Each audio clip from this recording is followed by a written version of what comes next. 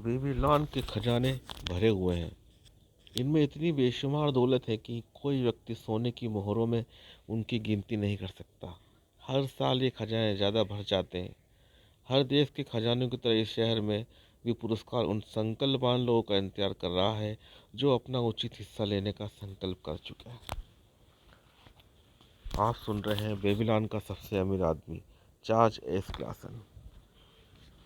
इसके पहले वीडियो में आपने देखा अरकाद का पुत्र नोमाजिर धन के नियम के बारे में बता रहा था, कैसे उनने धन के नियम का पालन करके अपनी लाइफ को सही मार्ग पे लेके आए।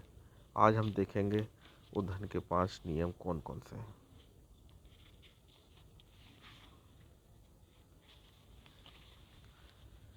आज रात जो लोग यहाँ पर बैठे हैं, उनके लाभ के लिए मैं अपने पिता के बुद्धिमत्तापूर्ण नियमों को पढ़ना चाहूँगा, जो उन्होंने मुझे 10 साल पहले दिए थे मृदा पत्र पर लिखकर। धन के 5 नियम।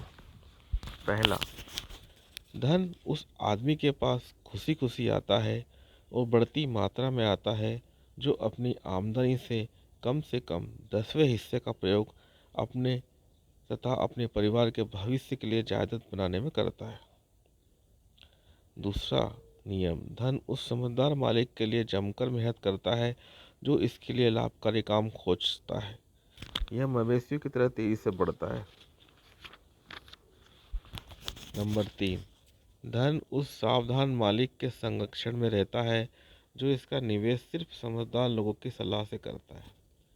चौथा नियम, धन उस आदमी से दूर चला जाता है जो इसका निवेश उन व्यवसायों या उद्देश्यों के लिए करता है जिनसे वह परिचित नहीं है या जिनकी अनुशंसा समझदार लोग नहीं करते हैं।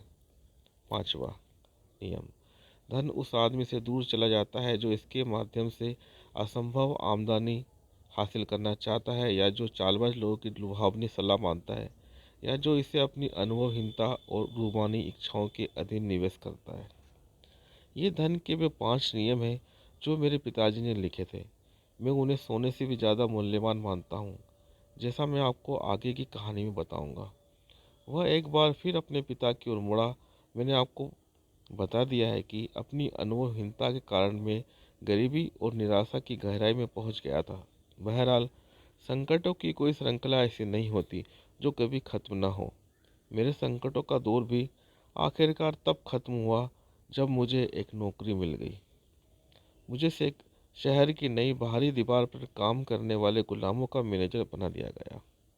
धन के पहले नियम के ज्ञान का लाभ उठाते हुए मैंने अपनी पहली आमदनी में से 10वां हिस्सा यानी तांबे का एक सिक्का बचा लिया और मौका मिलते ही इसमें सिक्के जोड़ता रहा जब तक कि यह चांदी के सिक्के में नहीं बदल गया। यह बहुत धीमा काम था क्योंकि इंसान को जिंदा रहने के लिए खर्च करना पड़ता है। मैंने बहुत किफ़ायत से खर्च किया क्योंकि मैं यह संकल्प कर चुका था कि 10 साल बाद मैं आपको उतना धन लौटा दूंगा जितना आपने मुझे दिया था। गुलामों के मालिक से मेरी मित्रता हो गई। एक दिन उसने मुझसे कहा, तुम एक किफ़ायती युवक हो जो अपनी कमाई को उड़ाते नहीं हो। क्या तुम्हारे पास ऐसा धन है जो काम में न आ रहा हो? मैंने जवाब दिया, हाँ, मेरी सबसे बड़ी इच्छा यही है कि मैं उतना धन कमा लूँ जितना मेरे पिताजी ने मुझे दिया था, परंतु जिससे मैंने अपनी मूर्खता से गंवा दिया है। यह बहुत अच्छी महत्वाकांक्षा है, परंतु क्या तुम जानते हो कि तुमने जितना धन बचाया है वह तुम्हारे लिए मेहनत करके और ज़्यादा धन कमा सकता है। इस मामले में मेरा अनुभव बुरा रहा है क्योंकि मेरे पिता का दिया धन मुझसे दूर चला गया है और मुझे डर है कि कहीं मेरी बचत का भी यही हाल ना हो। उसने जवाब दिया, अगर तुम्हें मुझ पर भरोसा हो तो मैं तुम्हें धन के लाभकारी प्रबंधन के बारे में एक सबक सिखाना चाहूँगा।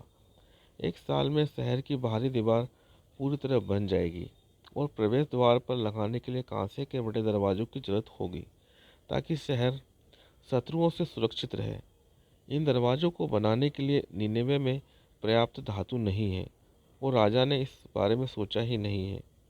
मेरी योजना है कि हम लोग अपना धन इकट्ठा करके तांबे और टीन की खदानों तक कारवा भेजें जो बहुत दूर है। वहाँ से हम निनेवे के दरवाज़ों के लिए धातु मंगवाएंगे। जब राजा कहेगा बड़े दरवाजे लगाओ, तो सिर्फ हमारे पास ही उतनी धातु होगी जिससे दरवाजे बन सकें। इसके बदले में राजा हमें उच्च दाम देगा, और अगर हम यह मान भी लें कि राजा हमसे धातु नहीं खरीदेगा, तो भी हमारे पास धातु तो रहेगी जिसे हम ऊंचे दामों पर बेच सकते हैं। नोमाजिन ने कहा, उसके प्रस्ताव में मुझे तीसरे नियम की झलक दिखाई दी। तीसरे नियम के अनुसार अपनी बचत का निवेश समझदार लोगों के मार्गदर्शन में करना चाहिए। ऐसा करने के बाद में निराश नहीं हुआ। हमारी योजना सफल हुई और उस सौदे की सफलता के बाद मेरा छोटा सा धन संग्रह विशाल संग्रह बन गया। बाद में इस समूह ने मुझे अन्य निवेशों में भी हिस्सेदार बना लिया। वे लोग धन के लाभकारी प्रबंधन में निपुण थे। कोई भी काम करने से पहले वो बहुत सावधानी से योजना बनाते थे। वे इस बात का ध्यान रखते थे कि उनके मूलधन पर जरा भी आंच न आए। वे ऐसे निवेशों में भी हाथ नहीं डालते थे जहां से उनका धन वापस न लौट सके। घुड़दौड़ या दुकान में पार्टनरशिप जैसी मूर्खतापूर्ण चीज़ों पर, जिनमें मैंने अपनी अनुभवहीनता के कारण हाथ डाला था, वे विचार भी नहीं करते थे। अगर मैंने उनके संपर्क में आने के बाद ये काम किए होते, तो उन्होंने मुझे तत्काल इनके खतरे बता दिए होते। इन लोगों के संपर्क में आने से मैंने धन का सुरक्षित और लाभकारी निवेश करना सीख लिया। समय गुजरने के साथ मेरा खजाना बढ़ा और तेजी से बढ़ा। मैंने न सिर्फ अपना गंवाया हुआ धन दोबारा कमा लिया, बल्कि मैंने उससे बहुत ज़्यादा कमाया। पिताजी मेरे दुर्भाग्यों, परेशानियों और सफलताओं के द्वारा मैंने बार बार धन के 5 नियमों की बुद्धिमत्ता को परखा है, और वे हर इम्तिहान में खरे उतरे हैं। जिस व्यक्ति को धन के इन 5 नियमों का ज्ञान नहीं है, उसके पास धन वैसे तो आता ही नहीं है, और आता भी है तो जल्दी से चला जाता है। परंतु जो इन 5 नियमों का पालन करता है, उसके पास धन आता है और उसके वफादार सेवक की तरह काम करता है। नुमाजिन ने बोलना बंद कर दिया और कमरे में पीछे खड़े गुलाम को इशारा किया। गुलाम एक एक करके चमड़े के 3 भारी थैले लेके आया। नुमाजिन ने उनमें से एक को उठाकर अपने पिता के सामने रखा और कहा, आपने मुझे सोने की एक थैली दी थी जिसमें बेबीलोन का सोना था। उसके एवज में आपको उतनी ही वजन की निनेवे के सोने की थैली लौटा रहा हूँ। सब लोग ये बात मानेंगे कि यह बिल्कुल बराबरी का सौदा है। आपने मुझे बुद्धिमत्ता से भरा मृदापत्र दिया था, उसके एवज में मैं आपको सोने की 2 थैलियाँ लौटा रहा हूँ। ये कहते हुए उसने गुलाम से बाकी दोनों थैलियाँ ली, उन्हें भी अपने पिता के सामने फर्श पर रख दिया। पिताजी, इस तरह मैं आपके सामने ये साबित कर रहा हूँ कि मैं आपकी बुद्धिमत्ता को आपके धन से ज़्यादा मूल्यवान मानता हूँ। बहरहाल, बुद्धिमत्ता के मूल्य को सोने की थैलियों में नहीं तोला जा सकता। बुद्धिमत्ता न हो तो धन अमीर आदमी से भी जल्दी ही दूर चला जाता है, लेकिन बुद्धिमत्ता होने पर गरीब आदमी भी धन हासिल कर सकता है, जैसा सोने की मोहरों से भरे इन 3 थैलियों से साबित होता है।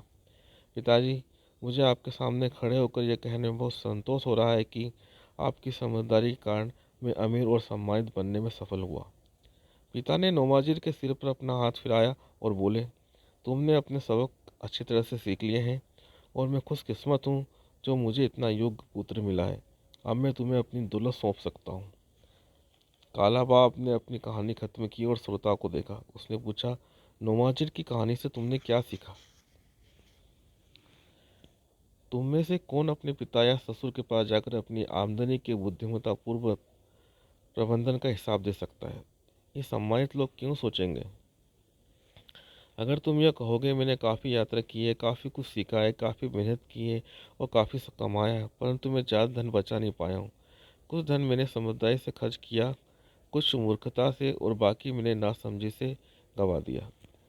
क्या तुम अब भी सोचते हो कि ये किस्मत का खेल है कि कुछ लोगों के पास बहुत दौलत होती है जबकि बाकियों के पास बिल्कुल भी नहीं होती? अगर तुम ऐसा सोचते हो तो तुम गलत सोचते हो। लोगों के पास दौलत तब आती है जब वे धन के इन 5 नियमों को जानते हैं और उनका पालन करते हैं। चूँकि मैंने किशोरावस्था में ही ये 5 नियम सीख लिए थे और उनका पालन करने लगा था, इसलिए मैं संपन्न व्यापारी बन गया। मैंने अपनी दौलत जादू से इकट्ठी नहीं की है। जल्दी आने वाली दौलत जल्दी ही चली जाती है। अपने मालिक को खुशी और संतुष्टि देने वाली स्थायी दौलत धीरे धीरे आती है, क्योंकि ये ज्ञान तथा सतत संकल्प की संतान होती है। दौलत कमाना विचारशील व्यक्ति के लिए एक हल्का बोझ होता है। इस बोझ को लगातार हर साल उठाकर वह अपने अंतिम उद्देश्य को हासिल कर लेता है। मैं तुम लोगों को पुरस्कार में सोने का 5 नियम देता हूँ जिनका तुम्हें पालन करना चाहिए। इन 5 नियमों में से हर एक का गहरा अर्थ है। हो सकता है कि तुमने कहानी सुनते समय इनके गहरे अर्थ को नज़रअंदाज कर दिया हो, इसलिए अब मैं सभी नियमों को दोहराऊंगा। मुझे ये नियम अच्छी तरह से याद है क्योंकि मैंने अपनी जवानी में उनका महत्व समझ लिया था, और मैं तब तक चैन से नहीं बैठा जब तक कि वे मुझे पूरी तरह से याद नहीं हो गए। ये वीडियो बस यहीं तक।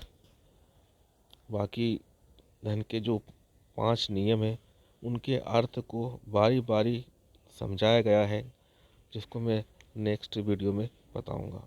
आप दिल थाम के बैठे इंतज़ार करें। नेक्स्ट वीडियो में आपको धन के 5 नियम के अर्थ भी समझ में आ जाएंगे।